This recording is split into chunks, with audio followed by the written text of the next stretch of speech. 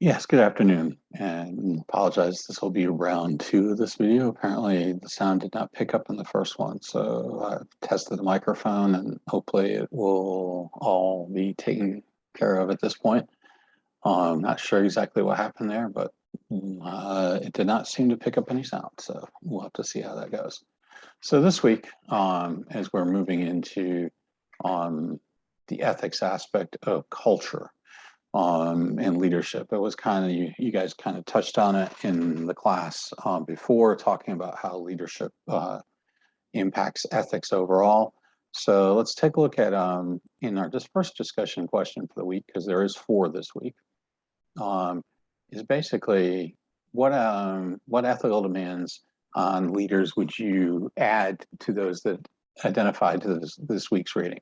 So as you can see back out here, we have three different takes on how ethics actually is viewed. Sorry, here we have Urban, Whitestone, and Katsuri. Okay, and they all kind of look at the aspect of culture and cultural leadership as we go along through these. So as you read those articles, you're looking for the aspects of culture and how cultural leadership could come into play as far as it relates to ethics and how that, like I said, you kind of touched on it a little bit in the discussions this week, looking at leaders and how you have to walk the talk type of situation. So, what ethical demands on leaders would you add to those identified in the reading this week? So, as you read those three articles, think about those, and think about which ones would be the most difficult. Then, as we go into discussion question two, as soon as I bring it up here. We're moving on in this. Do you feel that codes of conduct, codes of ethics, or codes of conduct promote ethical behavior? Why or why not? Okay, so you can use your own company's or any other organization that you're belonging to be able to assist you with this one. So you have your own ethical, if you have your own code of ethics from work, you can handle that. If not, then you can choose a team or maybe the schools or some other organization that you've been associated with that has one. Just to reference by. You'll need it more specifically for the next two questions, but for these two, it's just any organization that you're actually that you've been participating in, and whether they've had a code of ethics and did they actually work? Is that something that you think it would work? And then we get into question number three here, and this is the aspect of compare the codes of conduct identified about the chapter with the ones from your organization. What's similar and what's different? So really kind of pull out the differences and similarities. Now, they may be very similar. That's quite possible, but you may have to dig deep for those differences. And also, is there something in that's missing out of either one of them that you think should be in there?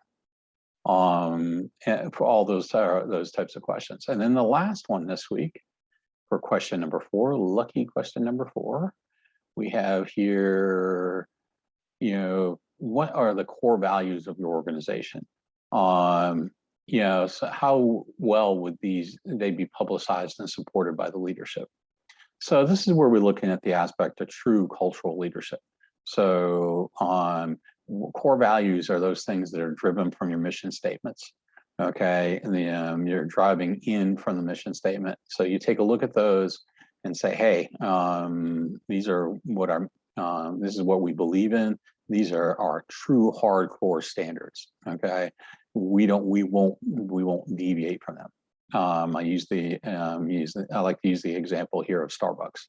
So you can actually go to the Starbucks website on ethics, and it will outline in great detail your core values, their core values.